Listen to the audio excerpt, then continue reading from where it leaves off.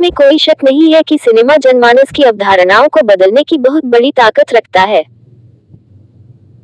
America और रूस ने अपनी अपनी सियासी विचारधारा को दुनिया भर में पोषित करने के लिए सिर्फ अपने अपने देशों के सिनेमा का ही नहीं बल्कि दुनिया भर में जहां जहां उन्हें उभरती अर्थव्यवस्थाएं दिखी, वहां तक कि सिनेमा को अपने हिसाब से घुमाया है।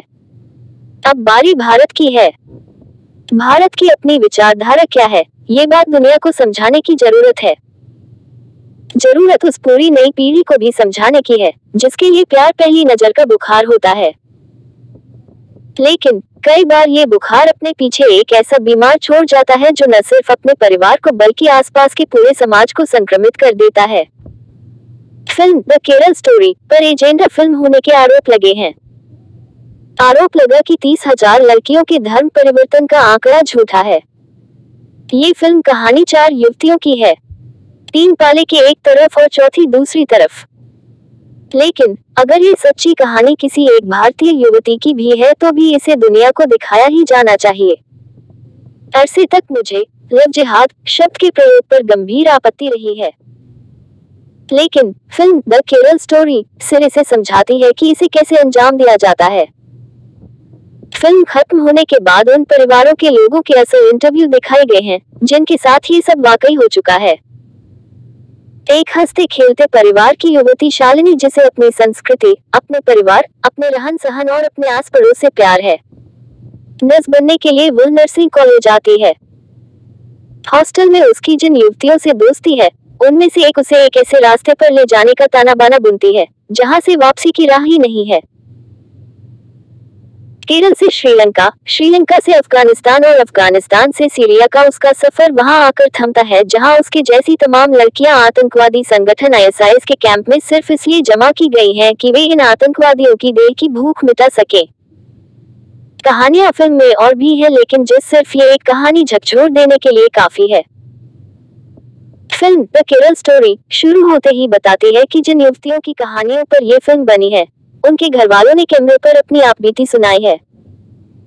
शुरू में तो लगता है कि ये एक ऐसी फिल्म है जिसे किसी खास राजनीतिक उद्देश्य से ही बनाया गया है, लेकिन जैसे जैसे फिल्म आगे बढ़ती है, ये दर्शकों को अपने साथ जोड़ने लगती है।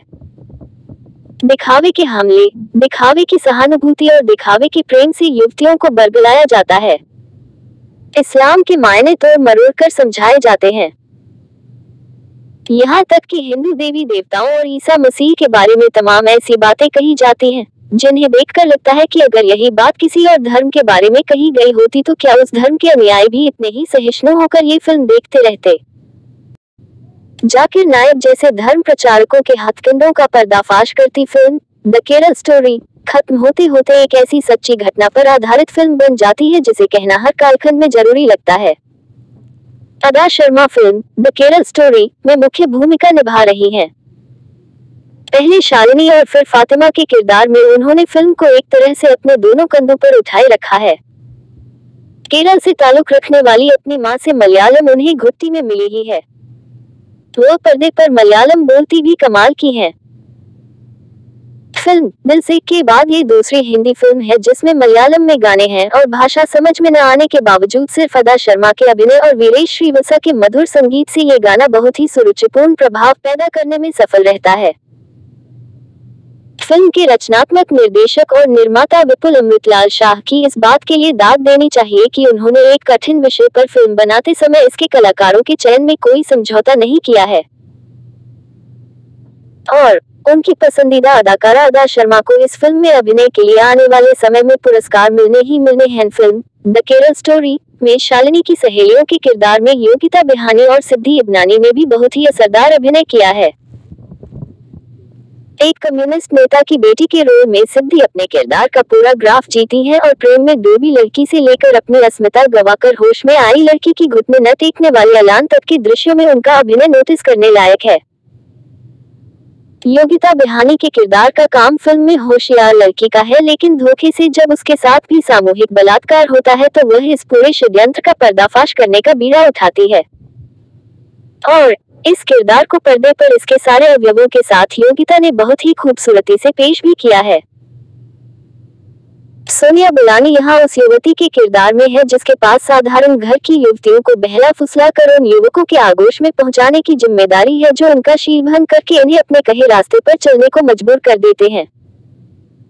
अपने इस किरदार में सोनिया कभी बिंदु तो कभी अरुणा ईरानी की याद दिलाती है। फिल्म द केरल स्टोरी पर तमाम आरोप लगे हैं, आगे भी लगते ही रहेंगे, लेकिन इसके निर्देशक सुदीप्त सेन ने तथ्यों पर कायम रखते हुए एक संतुलित फिल्म बनाने की अच्छी कोशिश की है।